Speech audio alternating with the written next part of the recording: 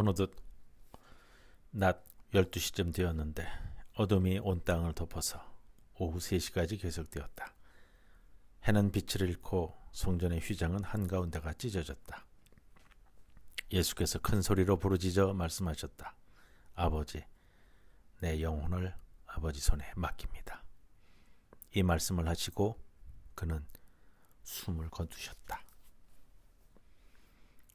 4명의 복음서 저자는 모두 십자가에 못 박힌 메시아가 시편을 인용했다고 전합니다. 시편은 언제나 우리가 드리는 기도의 기초가 됩니다.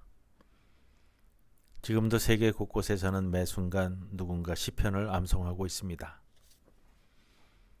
우리가 이 시편으로 기도할 때 구약의 족장들, 예언자들, 신약의 사도들, 천사들, 하늘의 모든 무리가 우리와 함께 기도합니다. 그리고 무엇보다 예수께서 여러분과 함께 기도하십니다.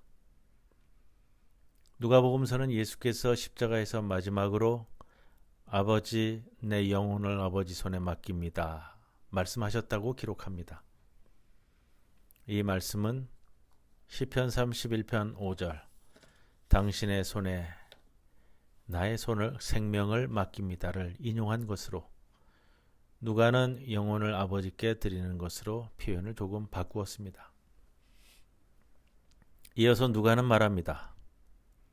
이 말씀을 하시고 그는 숨을 거두셨다.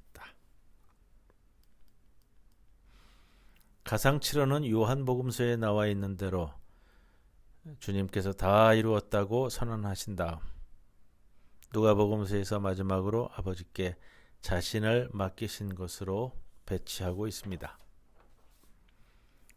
누가는 예수께서 광야에서 마귀의 유혹을 뿌리치고 승리하시자 마귀가 어느 때가 되기까지 예수에게서 떠나 있었다라고 이야기합니다. 그 어느 때는 최후의 만찬 직후 제자들이 자기 스승을 따라 올리브산으로 갔을 때로 보입니다. 그곳 겟세마네 동산에서 예수께서는 체포되기 전 고뇌하시며 간절히 기도하십니다. 그리고 무리에게 붙잡히실 때 자신을 잡으러 온 사람들에게 지금은 너희 때요 어둠의 권세가 판을 치는 때라고 말씀하시죠. 이러한 맥락에서 무릎을 꿇고 기도하신 다음 일어나셨을 때 주님께서는 처음부터 당신이 치르기로 정해져 있던 싸움에 뛰어들 준비, 가장 오래된 적과 얼굴과 얼굴을 맞대고 전쟁을 치를 준비를 마치신 것이라 할 수 있습니다. 요한은 예수께서 순환을 받으러 가시면서 하신 말씀을 기록해 이를 좀 더 분명하게 표현합니다.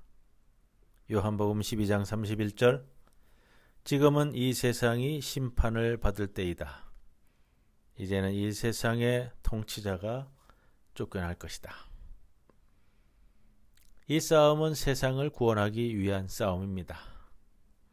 십자가에서 숨을 거두시는 주님의 모습을 상상할 때 우리는 황금빛 황혼을 받으며 편안하게 몸이 쓰러지는 아름다운 죽음을 상상할 수 없습니다.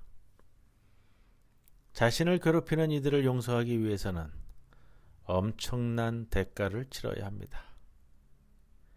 아버지, 저들을 용서하십시오. 저들은 자신들이 하는 일이 싸움이라는 것을 알지 못합니다. 누가는 십자가에서 예수께서 싸움을 치르고 계신다고 상상했습니다. 두 강도 이야기는 두 가지 예수의 모습, 곧 자신을 모욕하는 이들의 악의를 품어 안으려 치열한 투쟁을 벌이는 예수의 모습과 구원을 구하는 이들에게 시선을 향하는 예수의 모습을 동시에 드러냅니다. 예수께서는 살아계시는 동안 그러하셨듯 죽음과 마주한 순간에도 전적으로 다른 이들의 궁극적인 안녕을 지향하셨습니다. 그분의 모든 활동은 자신이 아닌 외부를 향했습니다. 우리가 관심하는 것들, 곧 하루를 어떻게 살고 있는지, 다른 이들에게 칭찬을 받았는지, 누군가 나를 높이 평가하는지, 저 사람이 나보다 앞서고 있지는 않은지, 내가 뒤처지지는 않았는지, 사람들이 나를 무시하는 건 아닌지, 이런 것들에 그분은 관심을 기울이지 않으셨습니다. 그분은 자기 자신에 대해 전혀 염려하거나 근심하지 않으셨기 때문에 자유롭게 다른 이들을 위해 사실 수 있었습니다. 우리가 상상할 수 없을 정도로 말이지요. 그렇게 십자가의 고통 가운데서도 그의 곁에 달린 강도들에게 관심을 기울이는 건 예수의 성품에 너무나 자연스러운 일이었습니다. 그의 본성에서 나오는 행동으로 볼 수 있는 것이죠. 그런 분이 무릎을 꿇고 땀이 핏방울이 되기까지 기도한 이유는 십자가에서 어둠의 세력과 맞선 전투를 앞두고 계셨기 때문입니다. 일찍이 그분은 제자들에게 말씀하셨습니다.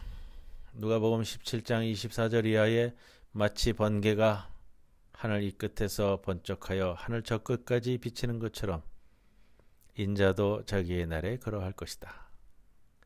그러나 그는 먼지 많은 고난을 겪어야 하고 이 세대에게 버림을 받아야 한다. 그분의 승리는 가장 커다란 대가를 치르고서 이루어졌습니다. 또 예수께서는 제자들에게 말씀하셨습니다. 누가복음 10장 18절 사탄이 하늘에서 번갯불처럼 떨어지는 것을 내가 보았다. 예수께서는 당신의 승리를 내다보셨지만 그 승리는 오직 순환을 통해서만 이루어질 것입니다. 사람들이 그분이 하신 놀라운 일들을 두고 놀라서 감탄하고 있을 때 그분은 말씀하셨습니다.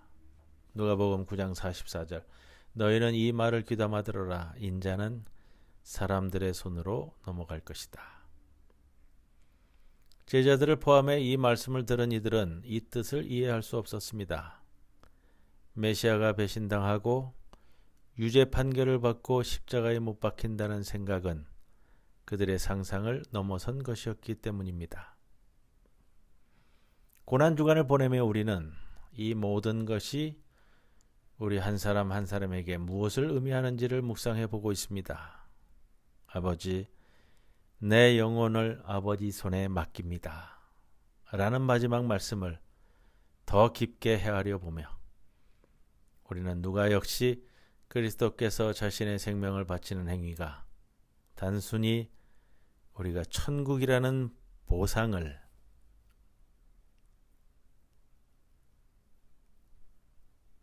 좀 더 쉽게 얻게 하려는 것이 아님을 보여주려 했음을 알아차리게 됩니다. 십자가 위의 7 말씀은 사복음서에 흩어져 나오지만 교회 전통에서는 이 7 말씀을 언제나 하나의 전체로 보았습니다. 결국 십자가 위에 7 말씀을 나누며 그리스도인의 삶은 결국 나의 하나님 나의 하나님 어찌하여 나를 버리셨습니까? 이것과 아버지 내 영혼을 아버지 손에 맡깁니다. 이 사이를 살아가는 것입니다. 같은 맥락에서 누가는 십자가 위 예수께서 하신 마지막 말씀을 통해 우리에게 어떻게 죽어야 할지 또 어떻게 살아야 할지를 가르쳐주고 있습니다. 우리는 믿음으로 그리스도의 죽음을 통해 그리스도와 하나가 되기 때문에 죽음을 넘어선 그의 생명과도 하나가 됩니다. 그분의 순환을 통해 우리는 우리가 구원받았음을 깨닫습니다. 그분의 버림받음을 통해 우리는 하나님께서 우리를 받아들이셨음을 깨닫습니다.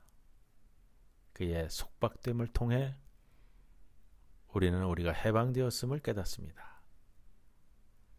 그리고 마침내 우리는 의심과 당혹 가운데서도 우리의 주님이시자 구원자이신 예수 그리스도께서 하셨던 말씀을 감히 말할 수 있게 되었습니다. 아버지, 제 영혼을 아버지 손에 맡깁니다. 누군가는 아버지라는 말에 불편함을 느낄 수도 있을 것 같습니다. 누구나 예수께서 알고 있는 아버지다운 사랑과 보살핌을 보여준 그러한 아버지를 모두가 둔 것은 아니기 때문이지요. 우리는 예수의 아버지 요셉에 대해 거의 아무것도 모르지만 소년 예수에게 강인하면서도 다정한 아버지가 어떠한지를 보여주었던 것 같습니다. 어린 시절 아버지와 어머니와의 관계를 통해 아이 예수는 하늘에 계신 아버지를 신뢰할 수 있었습니다. 마지막 순간까지 우리가 상상할 수 없을 정도로 참혹하고 끔찍한 최후를 맞이하기까지 말이죠. 아버지, 내 영혼을 아버지 손에 맡깁니다. 그는 완전한 삶을 사셨고 끔찍한 죽음을 죽으셨습니다. 우리가 아버지로 고백하신 분, 바로 그분 곁에 우리를 영원히 머물게 하기 위해서 말이죠.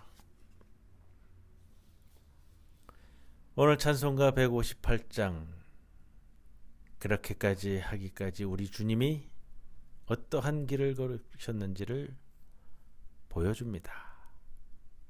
주기철 목사님의 가사로 이루어진 찬송가인데요. 오늘 그 가사를 한번 봉독해 드립니다. 서쪽 하늘 붉은 노을 언덕 위에 비치누나 연약하신 두 어깨에 십자가를 생각하니 머리에 쓴 가시관과 몸에 걸친 붉은 옷에 피 흘리며 걸어가신 영문밖에 길이로다. 한 발자국 두 발자국 걸어가는 자국마다 땀과 눈물 붉은 피가 가득하게 고였구나. 간악하다 유대인들, 포악하다 로마 병정.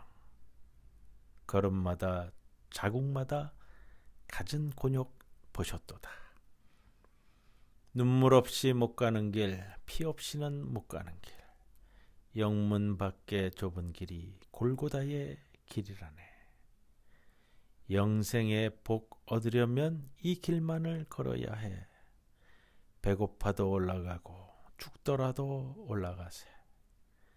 아픈 다리 싸매주고 저는 다리 고쳐주고 보지 못한 눈을 열어 영생길을 보여주니 온갖 고통 다하여도 제 십자가 바로 지고 골고다의 높은 곳에 나도 가게 하옵소서. 바로 이 시간 당신은 이 말들을 당신의 고백으로 만들 수 있습니다. 십자가에 못 박히신 주님이 팔을 뻗어 당신에게 손을 내밀고 계십니다. 당신을 놓지 않을 사랑으로. 아멘.